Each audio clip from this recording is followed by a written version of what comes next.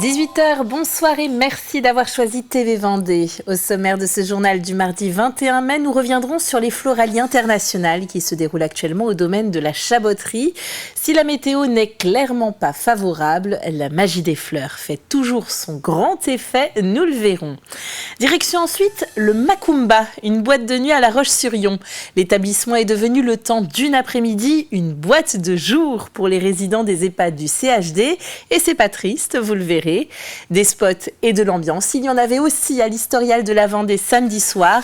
L'établissement a ouvert ses portes pour la nuit des musées autour du thème des couleurs.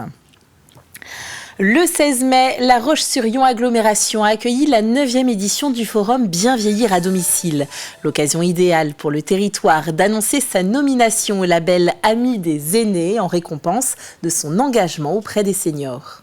La Roche-sur-Yon Agglomération est la première collectivité de Vendée à obtenir ce label et c'est uniquement la deuxième communauté d'agglomération de France. Donc c'est une vraie fierté. Il faut savoir que c'est des critères, 112 critères à réunir. Le premier des critères étant la réalisation d'un portrait de territoire. Ensuite la concertation avec les usagers, avec les professionnels pour aboutir à l'élaboration de fiches actions qui vont intégrer un plan global d'action. Et c'est sur toute cette démarche-là que Ville Amis des aînés se base pour labelliser ou non les collectivités. Et aujourd'hui, l'agglomération de La Roche-sur-Yon compte près de 25 000 habitants âgés de 60 ans et plus. Les Floralies internationales se tiennent pour la première fois en Vendée jusqu'au 26 mai. Alors comme on pouvait s'y attendre, l'événement a connu ce week-end un gros pic de fréquentation. Mais la météo désastreuse a joué les troubles faits. Les parkings initiaux impraticables ont dû être remplacés à la hâte par d'autres. Des navettes en nombre insuffisant n'ont pas permis de juguler le flux de visiteurs. S'ajoute à cela des embouteillages, des spectacles annulés et un accès fauteuil et poussette impossible en raison de la boue. Les commentaires sur les réseaux sociaux ne sont pas tendres à ce sujet. Notre journaliste Grégoire de Châtillon a pour sa part choisi de ne garder que la beauté de l'événement. Il a profité d'un rayon de soleil pour nous ramener ce reportage. Surprendre, donner du bonheur avec le végétal, c'est le credo des Floralies internationales. Autour du logis de la Chabotterie, le dépaysement est garanti. Ici, un morceau de Polynésie. Plus loin, le pays du soleil levant. Soyez les bienvenus en Grèce. On oublie la gadoue et l'embarquement est immédiat.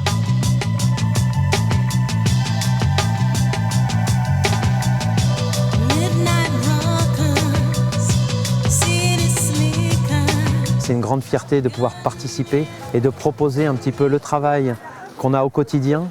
On n'est pas habitué du tout à ça, à se déplacer et essayer de reproduire quasi à l'identique en miniature ce qu'on a à la maison. Beaucoup de diversité, beaucoup de types de fleurs, donc très très chouette. Les Vendéens en ont profité, eux aussi, pour montrer leur savoir-faire. Ici, un décor signé M Paysage, basé aux Achards.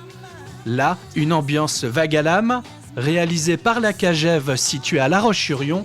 Plus loin, la créativité de la ville de Saint-Jean-de-Mont. Viens avec moi, je t'emmène dans mon rêve. C'est le prix coup de cœur du comité des Floralies, décerné à la pépinière vendéenne de la Rivière, située à Soulan. Faire rêver, c'est les gens se retrouver un moment et se dire waouh, c'est beau, on a l'impression d'être ailleurs et on se sent bien et c'est agréable à regarder, c'est beau. Un spectacle ornemental sur 250 mètres carrés avec plus de 2000 végétaux. Un voyage vers ces contrées lointaines où la végétation nous paraît extraordinaire. Faire naître l'émotion, c'est le défi des Floralies internationales qui, pour la première fois de son histoire, se déroule en Vendée, dans le parc du logis de la Chabotterie. Et il y avait encore du monde ce mardi. Notez que des navettes gratuites affrétées par le département circulent au départ de Montaigu-Vendée, La Roche-sur-Yon-Gare et l'Herbergement. Les spectacles ont quant à eux repris. Un conseil à retenir s'il en est un, n'oubliez surtout pas vos bottes de pluie. Restons à La Roche-sur-Yon avec la sortie d'un nouveau magazine culturel. L'idée est de mettre en valeur les programmations de la ville et les structures qui les accueillent, comme le Concorde ou le KM, ainsi que les associations culturelles. Il y aura 3 numéros par an, été, printemps et automne. Le magazine est imprimé à 2000 exemplaires et on peut le trouver au théâtre municipal, à la mairie, en maison de quartier et également en format numérique. C'est pas qu'un agenda, effectivement. Il y a une partie agenda qui est évidemment chronologique, mais un magazine veut dire également du fond. Donc on a des focus sur une œuvre, des focus sur une personne, sur un métier de la culture, sur un usager, sur un lieu. Voilà, c'est aussi de montrer comment la culture vit. C'est aussi un focus par exemple sur une œuvre en création, sur comment on diffuse, avoir un peu ce côté à la fois focus, magazine, mais aussi ce côté un peu coulisses. Je pense qu'il peut être intéressant pour les lecteurs. La 42e édition du Printemps théâtral des lycéens se déroule à La Roche-sur-Yon du 24 au 26 mai. Elle est organisée par l'association Vents et Marées. 13 groupes de lycéens vendéens participeront à ce week-end, ce qui représente 160 lycéens vendéens et une trentaine de professeurs. À noter la présence d'un groupe venu d'Italie. Pendant 3 jours, les lycéens présenteront leur spectacle préparé pendant toute l'année scolaire. Ils répéteront aussi tous ensemble une création collective. Ce spectacle sera présenté au public dimanche à 18h30 et clôturera ce week-end. Dans cette édition, on retrouve en fait tous les invariants, les ingrédients qu'on a d'habitude dans les printemps théâtraux, c'est-à-dire qu'on a des temps de pratique de théâtre, pratique collective, autour d'un comédien qui encadre ces groupes. Alors c'est des groupes qui mélangent des jeunes de différents établissements. L'idée c'est vraiment qu'il y ait une rencontre en même temps qu'une initiation ou un approfondissement de la pratique théâtrale. Et donc ces moments-là sont plutôt le matin.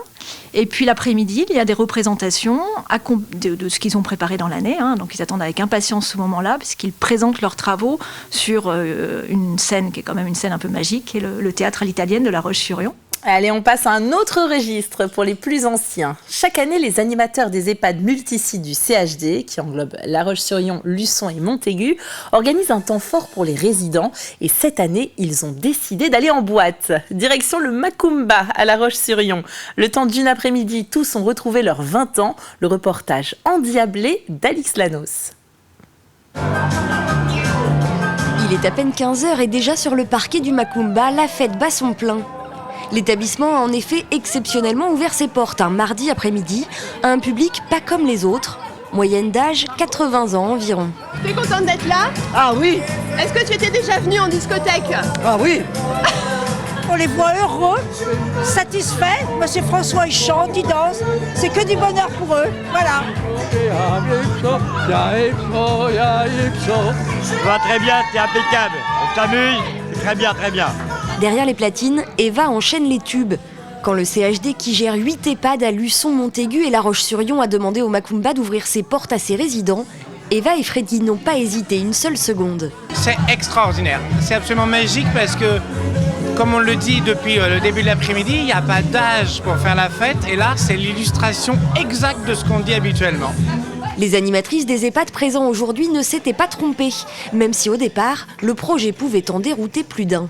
Il y en a qui m'ont dit on va au baloche, puis d'autres non, on va bien en discothèque. Ah oui, mais en discothèque la nuit. Oui, alors pas tout à fait la nuit parce qu'on peut pas, mais l'après-midi. J'avoue que sur le coup, je me suis dit pour eux ça va être très décalé et finalement non. Voilà, donc c'est super. Et même Armande, qui avait mal aux jambes, se retrouve à danser avec le patron. On raconte même que l'un des deux aurait dragué l'autre. Moi, je peux plus draguer, je suis trop vieille. Mais il n'y a pas d'âge pour se faire draguer, il n'y a pas d'âge pour faire la fête. Il n'y a pas d'âge de s'aimer. Ça, c'est vrai qu'il n'y a pas d'âge de pas s'aimer. On peut s'aimer toute la vie. S'aimer et profiter comme à 20 ans, c'est en tout cas ce que la quarantaine de résidents présents a fait tout l'après-midi. Une journée qu'ils ne sont pas prêts d'oublier. Il y a tout ce que vous voulez aux Champs-Élysées. Aux Champs-Élysées. Aux Champs-Élysées. Au soleil, sous la pluie, à midi ou à minuit. Il y a On adore voir ça. La nuit européenne des musées, c'était ce samedi. Pour cette 20e édition, plus de 1000 musées en France ont ouvert leurs portes sous un autre éclairage. À l'Historial de la Vendée, c'est une nuit haute en couleurs, pour reprendre le thème qui était proposé de 20h à minuit, avec succès une nouvelle fois. C'est chouette, c'est vraiment chouette.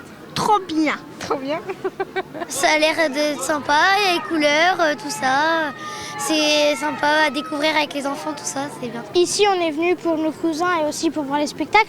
Et ben, c'est très coloré et ça convient aux petits comme aux grands. Donc c'est parfait. Un beau spectacle de fin de journée avec le feu d'artifice. Et puis profiter du coin, c'est un super cadre, on habite les Lucs, il faut en profiter. En sport, ce dimanche avait lieu la 31e édition du semi-marathon international des Sables d'Olonne. Dès 8h, plus de 2600 coureurs ont repris le départ du semi-marathon. Ils étaient ensuite 1600 sur la course des 10 km. Alors pour le semi-marathon, c'est l'Éthiopien Mourout Webet Gebrat qui s'impose en 1h 3 minutes et 9 secondes, battant le précédent record de 2021 de Johan Durand. Chez les femmes, la Française Mathilde Sénéchal remporte la victoire dans les derniers kilomètres en 1h 12 minutes et 54 secondes. Quand j'ai vu la start list, je ne pensais pas pouvoir faire un podium parce que c'était des filles quand même avec des gros records aux alentours de 1,10, 1,12 sur semi. Moi, mon record, c'est 1,12,59. Donc, je ne pensais pas être la bagarre pour le podium. Finalement, on a rattrapé la 3e à mi-course. Et donc après, j'étais 2e mais assez éloignée de la première. Et on me disait que je pouvais rattraper. J'avais un petit peu du mal à y croire. Donc moi, j'essayais aussi de gérer ma course et mes allures pour en garder jusqu'à la fin.